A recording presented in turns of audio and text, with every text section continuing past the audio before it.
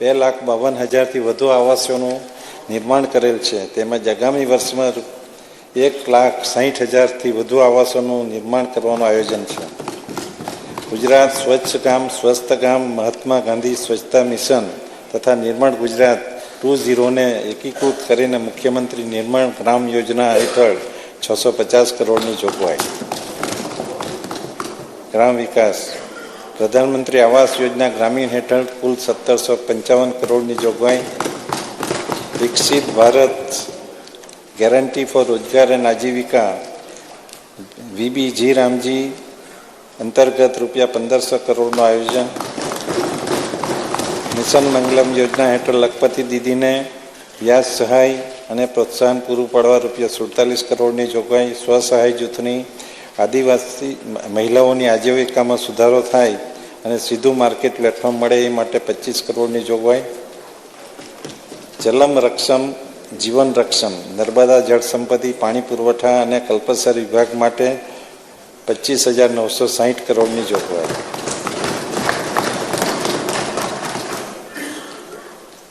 માનનીય અધ્યક્ષ શ્રી હયાત સિંચાઈ માળખામાં વિસ્તરણ સુધારણા અને આધુનિકીકરણ કરવા માટે 1,420 કરોડની જોગવાઈ. ચોમાસામાં દરિયામાં વહી જતા પાણીને રોકવા માટે મોટા ચેક ડેમ વિયર બાંધવા માટે 896 કરોડની જોગવાઈ. ડેમ સેફ્ટી માટે 693 કરોડની જોગવાઈ. ડાંગ જિલ્લામાં અંબિકા ખાપરી પૂર્ણા અને ગીરા નદી પર 43 મોટા ચેક ડેમો વિયર બાંધકામથી 2,105 હેક્ટર વિસ્તારને લાભ થશે, જેના માટે ₹150 કરોડની જોગવાઈ. વલસાડ જિલ્લાના મધુબન ડેમ આધારિત ધરમપુર કપરાડા ઉદ્વહન સિંચાઈ યોજના દ્વારા 35 ગામોના 16,235 હેક્ટર વિસ્તારમાં સિંચાઈ સુવિધા વધારવા માટે ₹85 કરોડની જોગવાઈ. ખાસ જાહેરાત આ છે કે છોટાઉદેપુર, દાહોદ અને પંચમહાલ જિલ્લામાં નર્મદા આધારિત ઉદ્વહન સિંચાઈ યોજનાથી 18 તાલુકાના 51,480 હેક્ટર વિસ્તારને સિંચાઈ સુવિધા ઉપલબ્ધ કરાવવાનું આયોજન છે. માનનીય મુખ્યમંત્રી શ્રી અને નાયબ મુખ્યમંત્રી શ્રી અત્યારે જ આ યોજના પાસ કરી છે.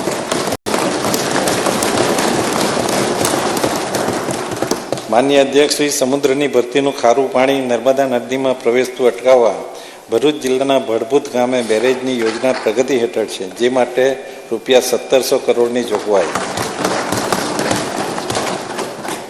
સરદાર સરોવર યોજના માટે 3,317 કરોડની જોગવાઈ. અમદાવાદ જિલ્લાના નળકાંઠા વિસ્તારમાં ફેઝ 2 સિંચાઈ સુવિધા વધારવા માટે ₹600 કરોડની જોગવાઈ.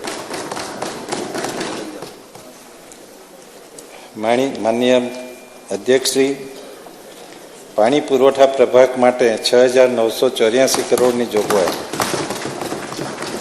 લોકોના આરોગ્ય અને જીવન ધોરણમાં સુધારા માટે પૂરતા પ્રમાણમાં ગુણવત્તાયુક્ત પાણી પૂરવા માટે રાજ્ય સરકાર ભગીરથ પ્રયત્નો કરી રહી છે. ધોલેરા સ્પેશિયલ ઇન્વેસ્ટમેન્ટ રિજનને પાણી પ્રવાહ અવિરતપણે મળી રહે તે માટે નવીન 100 MLD બલ્ક પાઇપલાઇનનું નેટવર્ક 650 કરોડના ખર્ચે આયોજન.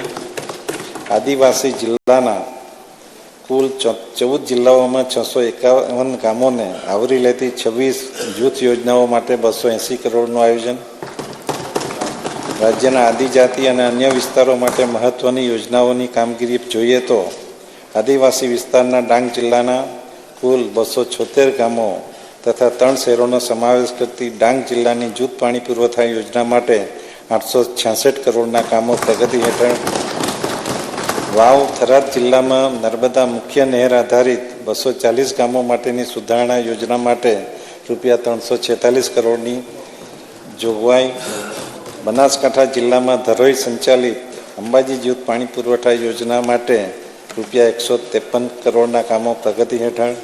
સૌરાષ્ટ્ર વિસ્તારમાં ભવિષ્યમાં પીવાના પાણીની જરૂરિયાતોને પહોંચી વળવા ઢાંકીથી નાવડા બલ્ક પાઇપલાઇનના કામો પ્રગતિમાં છે, જેમાં અમદાવાદ, બોટાદ, અમરેલી, ભાવનગર, ગીર સોમનાથ, જૂનાગઢ, પોરબંદર જિલ્લાઓ માટે ઢાંકીથી નાવડા સુધીની બલ્ક પાઇપલાઇન માટે ₹1,044 કરોડના કામો પ્રગતિ હેઠળ.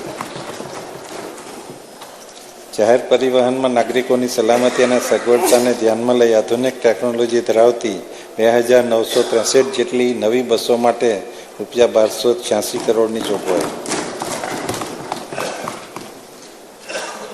માન્ય અધ્યક્ષશ્રી, વિકસિત ગુજરાત 2047ના લક્ષ્યાંકના દૃષ્ટિકોણથી ગુજરાતના બંદરોની હાલની વાર્ષિક ક્ષમતા 600 મિલિયન મેટ્રિક ટનથી 2047 સુધીમાં 3000 મિલિયન મેટ્રિક ટન કરવાનું આયોજન છે. સાયન્સ એન્ડ ટેકનોલોજી, વિજ્ઞાન અને પ્રૌદ્યોગિકી વિભાગ માટે રૂપિયા 2634 કરોડની જોગવાઈ. ગુજરાત સેમિકન્ડક્ટર પોલિસી હેઠળ 1100 કરોડની જોગવાઈ. ગુજરાત ઇલેક્ટ્રોનિક પોલિસી અંતર્ગત સહાય માટે રૂપિયા 150 કરોડની જોગવાઈ. ગુજરાતને સ્પેસ મેન્યુફેક્ચરિંગ હબ બનાવવા માટે dedicated Gujarat space tech policy અંતર્ગત સ્પેસ ઇકોસિસ્ટમના વિકાસ માટે રૂપિયા 25 કરોડની જોગવાઈ. પોરબંદર ખાતે રિજિયોનલ સાયન્સ સેન્ટરની સ્થાપના માટે રૂપિયા 25 કરોડની જોગવાઈ. વાવ થરાદ જિલ્લા ખાતે જિલ્લા વિજ્ઞાન કેન્દ્રની સ્થાપના કરવામાં આવશે. ચતુર્થ સ્તંભ, ઉદ્યોગ અને ખાણ વિભાગ માટે કુલ 13,942 કરોડની જોગવાઈ. પ્રવાસન, યાત્રાધામ અને નાગરિક ઉડ્ડયન માટે 3,090 કરોડની જોગવાઈ. પવિત્ર યાત્રાધામ વિકાસ બોર્ડ હેઠળ વિવિધ યાત્રાધામોના વિકાસ માટે રૂપિયા 550 કરોડની જોગવાઈ. તે પૈકી અંબાજી યાત્રાધામ ખાતે સુવિધાઓ વિકસાવવા માટે રૂપિયા 300 કરોડની જોગવાઈ. પ્રવાસન ક્ષેત્રને રાષ્ટ્રીય અને આંતરરાષ્ટ્રીય સ્તરે પ્રસ્થાપિત કરવા માટે 100 કરોડની જોગવાઈ. દાહોદ ખાતે નવું ગ્રીનફિલ્ડ એરપોર્ટ વિકસાવવા તેમજ પોરબંદર, ભાવનગર, સુરત, વડોદરા અને અંકલેશ્વર ખાતેના હયાત એરપોર્ટના વિસ્તરણ માટે રૂપિયા 95 કરોડની જોગવાઈ. આસ્થાના કેન્દ્ર અંબાજી, ડાકોર, દ્વારકા, માતાનો મઢ, આશાપરા તેમજ ગિરનાર ખાતે મહાશિવરાત્રિના મેળામાં આવતા શ્રદ્ધાળુઓ તથા મા નર્મદાની પરિક્રમા ખાતે પદયાત્રીઓ માટે સુવિધાઓ ઊભી કરવા માટે રૂપિયા 20 કરોડની જોગવાઈ. લોથલ ખાતે બેઝિક ફેસિલિટી વિકસાવવા માટે development of trunk facility for PPP parcel Lothal માટે જોગવાઈ. ગુજરાત આદિવાસી સમાજના આસ્થાના કેન્દ્રો જેવા કે માનગઢ ખાતે આદિવાસી બલિદાન દિવસ, દેવમોગરા ખાતે પાંડોરી માતા મહાશિવરાત્રિ મહોત્સવ અને સબરીધામ શ્રી રામ મિલન મહોત્સવ ઉજવવા માટે અનુસૂચિત જાતિના આસ્થાના કેન્દ્રોમાં તેમજ અનુસૂચિત જાતિના આસ્થાના કેન્દ્રોમાં આ રીતે આયોજન કરવા માટેની જોગવાઈ. ઉદ્યોગ અને ખાણ વિભાગ માટે 9,873 કરોડની જોગવાઈ. ટેક્સટાઇલ એકમોના પ્રોત્સાહન માટે રૂપિયા 2755 કરોડની જોગવાઈ. Atmanirbhar Gujarat scheme for assistance two